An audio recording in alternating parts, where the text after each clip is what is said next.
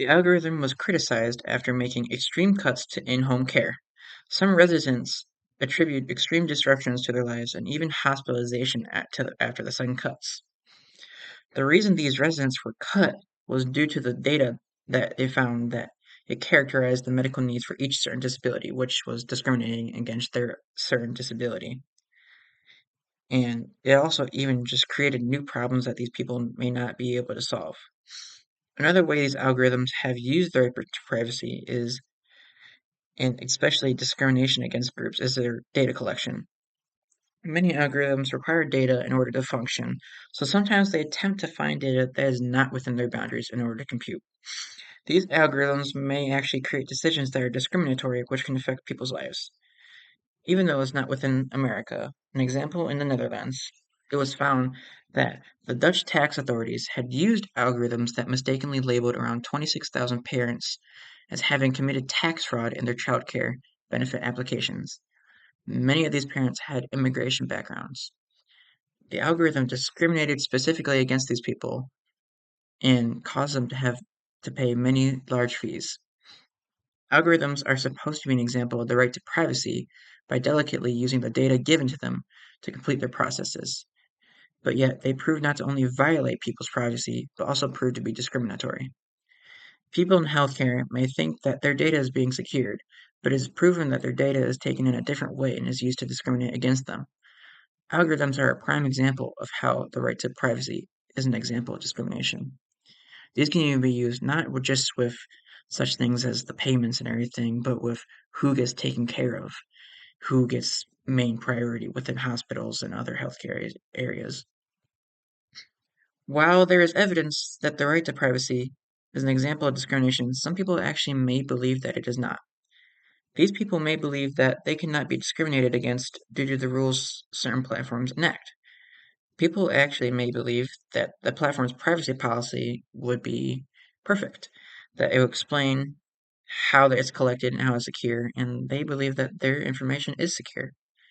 An example would be of Facebook's privacy policy, which is how they use information gathered to help protect people from harm and provide safe, secure products such as their Messenger or their Instagram or Facebook.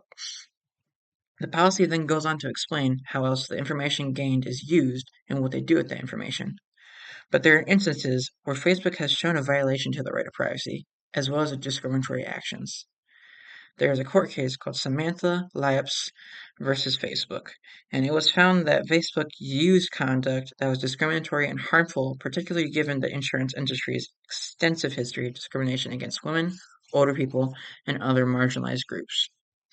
This case brought up the fact that through certain places on the internet, and it's like within the ads, within what things are suggested, that they are discriminatory.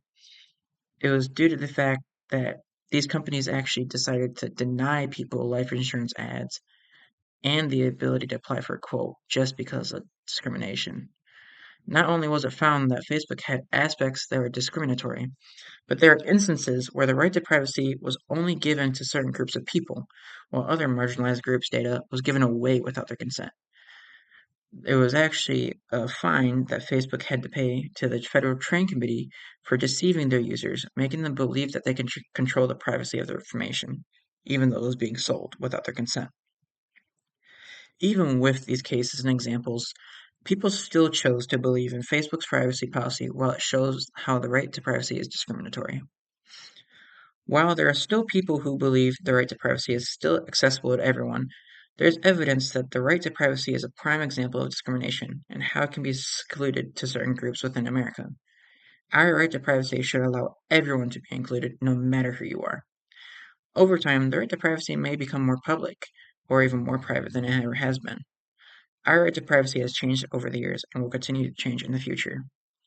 What I took away from this project was that we truly don't have a right to our privacy. And even though it may just be, I explained the discriminatory aspects of the right to privacy, many companies, whether it's Google or a bigger company, Tesla or something, can take the right to privacy away with the data they collect on their users.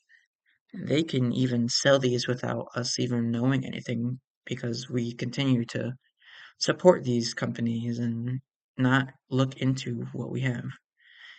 I learned more about Facebook and how it has been fined over $5 billion just for something that they told their people that they wouldn't have to deal with.